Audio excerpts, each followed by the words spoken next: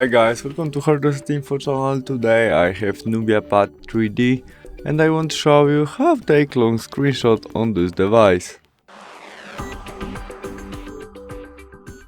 Our first step to do this is opening application which support long screenshot. It can be settings, Google Chrome, something would have more information than you have on the one side of screen where you can scroll something. Where we are on it, we press power key and volume down together at the same time as to make normal screenshot. And after that we press on scroll capture. Now it is scrolling.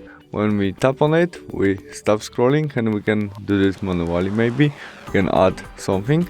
And after we add all we need, we press this done button. And we have our long screenshot, which have more information than you have on the normal one. To save it in our gallery, we press this icon on the right corner. And that's all. Thanks for watching. Bye!